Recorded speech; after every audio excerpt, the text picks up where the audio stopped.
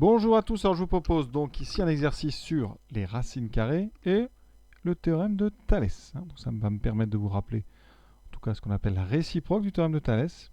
Et on va essayer de voir si les droites AB et CD sont parallèles. Alors le théorème de Thalès, ça nous parle de quoi? Ça nous parle de triangles qui ont des angles égaux, c'est-à-dire ce qu'on appelle sont des triangles semblables. Donc ici, on va essayer de démontrer que les triangles sont semblables.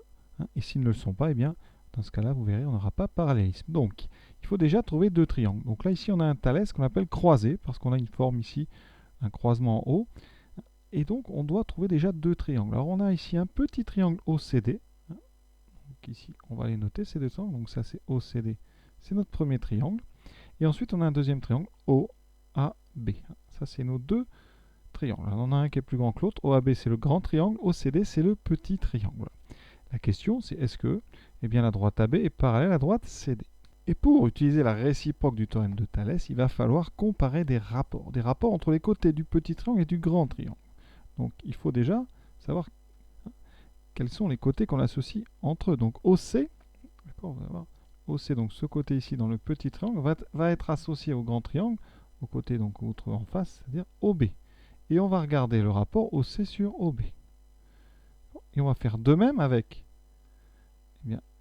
OD et le côté qui est en face, OA. D'accord? Et on pourrait faire d'ailleurs de même avec le côté CD qui correspondrait au côté d'en face, le côté AB. Alors ici, on dispose des longueurs, ici, des côtés OC et OD. Donc on va comparer OC sur OB et ensuite OD sur OA. Et ce que nous dit la réciproque du théorème de Thalès, c'est que si ces deux rapports sont égaux, alors ça veut dire que les côtés du petit triangle sont proportionnels aux côtés du grand, et donc que vos deux triangles sont semblables. Ça veut dire qu'ils auraient alors les mêmes angles, c'est-à-dire qu'ici, vous aurez le même angle, ici, vous retrouverez cet angle en face, et là, vous retrouverez cet angle ici. Et puisqu'on retrouve les angles, avec des questions ici d'angle, on aura DC et BA qui seront forcément parallèles. Donc, c'est juste une histoire de comparer des rapports de longueur de côté. Donc on va regarder combien vaut OC sur OB. Alors d'après le texte, OC c'est racine de 35 et OB c'est 3 racines de 5. Ensuite on a OD sur OA, donc racine de 98 divisé par OA qui vaut racine de 126. Et maintenant on va devoir essayer de voir si ces deux rapports sont les mêmes ou pas. Et donc on va devoir travailler les racines carrées et les simplifier. Alors comment on simplifie une racine carrée? Il y a plusieurs façons de faire. Donc on va déjà travailler OC sur OB. Alors, ce qu'on va faire, c'est enlever toutes les racines carrées qui sont d'abord au dénominateur. Pour ça, une technique qu'on a déjà vue, c'est que pour enlever la racine de 5 qui est dessous, on va multiplier en haut et en bas par racine carrée de 5. D'accord? Donc, ici, propriété des racines carrées. En bas, on a le 3 qui va rester. Et on a racine de 5 fois racine de 5. Racine de 5 fois racine de 5, c'est racine de 5 au carré, c'est donc 5. D'accord? Ou alors, autre propriété, on peut rentrer, quand on a un produit de deux racines carrées, vous trouvez la racine carrée du produit 5 fois 5. Donc ici, on aurait racine de 25, et vous voyez qu'on retrouve 5. Ensuite, en haut, on a racine de 35 fois 5. Et donc, on peut tout regrouper, puisque c'est une multiplication, on regroupe tout ça sous la forme 35 fois 5. On continue.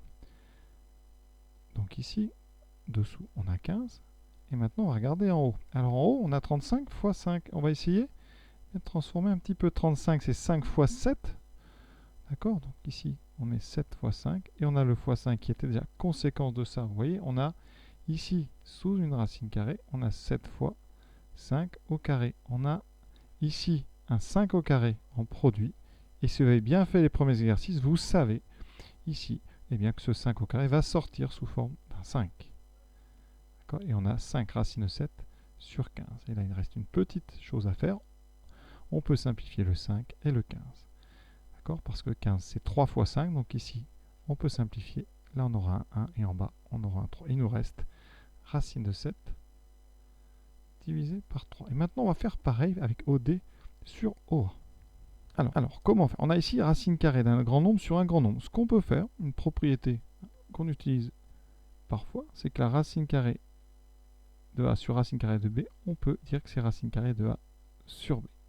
Ça marche très bien dès que A et B sont positifs. Et donc ici, on va faire racine de 98 sur 126. L'avantage, c'est qu'on va pouvoir faire des petites simplifications ici. D'abord par 2. Vous voyez, parce que 98, ça se divise par 2 et 126 aussi. Alors 98 divisé par 2, ça fait 49.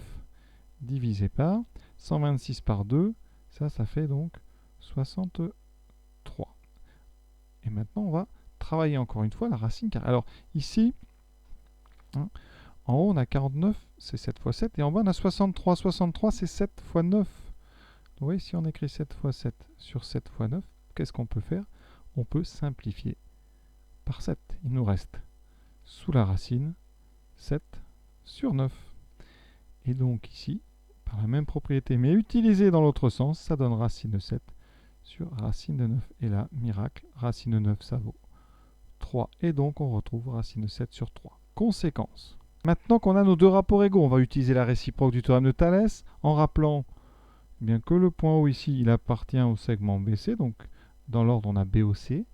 Ensuite, O appartient au segment AD. D'accord? Donc, on a bien la bonne configuration ici en papillon. Et conséquence, on a OC sur OB qui est égal à OD sur OA. Et donc, avec ces trois choses-là, eh bien, on a donc les triangles OCD et OAB qui sont semblables. Donc, ils ont tous le même angle. Et on en déduit que CD est parallèle à AB. Donc voilà, l'utilisation de la réciproque du Thalès, c'est juste un calcul en fait de rapport. Parfois ici, le rapport est compliqué à évaluer. Donc je vais vous montrer d'autres façons de montrer que les deux rapports sont égaux. On peut, puisque ici tous les rapports sont positifs, c'est des rapports de côté, on pourrait regarder les carrés. Et l'avantage, alors on va appeler ça A et ça on va appeler B. Et en fait on va regarder A carré. Si on met au carré, qu'est-ce qui se passe? Eh bien, on aura racine de 35 au carré, ça fera 35. Et dessous, on aura le carré de 3 racine de 5 qui donne eh bien, 3 au carré 9 fois 5. Je vais peut-être l'expliciter ici. Si vous mettez un produit au carré, le 3 est au carré et le racine de 5 aussi. Ce qui fait ici 9 fois 5. Et donc, en simplifiant, vous voyez, on a ici 7 fois 5, 9 fois 5. Il nous reste 7 sur 9. Et pour le deuxième rapport, au carré, on aura 98 sur 126. Et on a juste à simplifier successivement par 2, puis par 7. Donc 98, c'est 2 fois 49. 126, c'est 2 fois 63. On simplifie par 2. Ça nous laisse 49 sur 63 qui donne 7 fois 7 sur 7 fois 9. Et en simplifiant, on obtient 7 sur 9. D'accord? Donc on a deux nombres positifs qui ont le même carré. D'accord? A carré est égal à B carré. A est positif, B est positif. Donc A est égal à B. Alors cette propriété de mise au carré, elle marche quand les nombres sont positifs.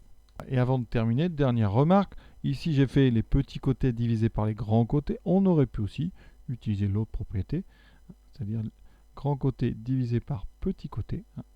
Grand côté, donc OB sur OC, doit être égal d'accord, à grand côté, donc OA, dans le grand triangle, divisé par le côté correspondant au petit triangle, donc OD.